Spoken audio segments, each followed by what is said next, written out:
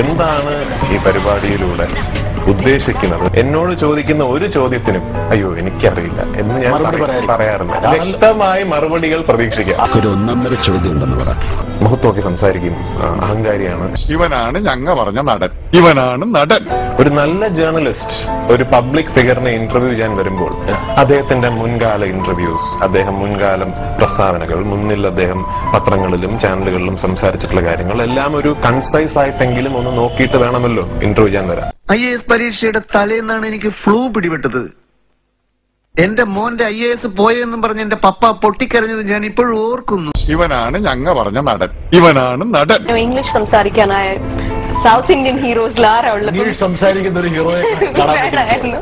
അപ്പം പൃഥ്വിരാജിന്റെ പേര് വന്നിരുന്നു. And we got talking.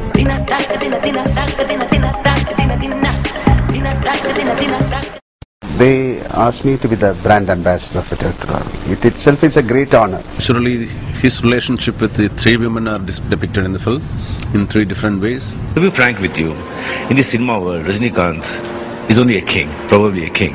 But Amitabh Bachchan is an emperor. You're being very modest. No, it's a fact. I don't think you need to be tense, but you can be anxious, but not.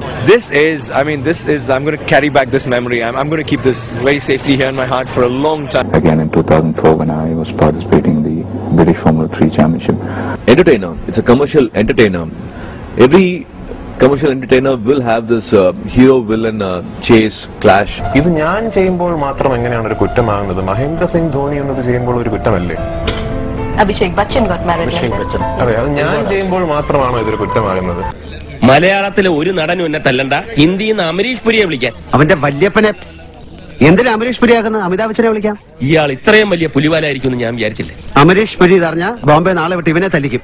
ഇവനാണ് ഞങ്ങ പറഞ്ഞ നടൻ. ഇവനാണ് നടൻ. ഈ കല്യാണം കഴിച്ചതുകൊണ്ട് ഇനിയിപ്പോ പൃഥ്വിരാജിന്റെ മാർക്കറ്റ് കുറയാൻ സാധ്യതയുണ്ടോ? അങ്ങനെ സാധ്യതയുണ്ടോ? എന്നെ കുറിച്ച് എന്ത് കുറ്റങ്ങൾ വേണമെങ്കിലും പറഞ്ഞോളൂ. ഞാൻ അഹങ്കാരിയാണ്, അധിക പ്രസംഗിയാണ്. പക്ഷെ കല്യാണം കഴിക്കാത്തത് കൊണ്ട് മാത്രം നിലനിന്നൊരു നടനാണ് ഞാൻ എന്ന് പറയരുത്.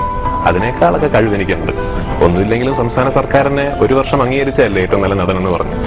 കഴിഞ്ഞ വർഷത്തെ സ്റ്റേറ്റ് അവാർഡിന് വേണ്ടി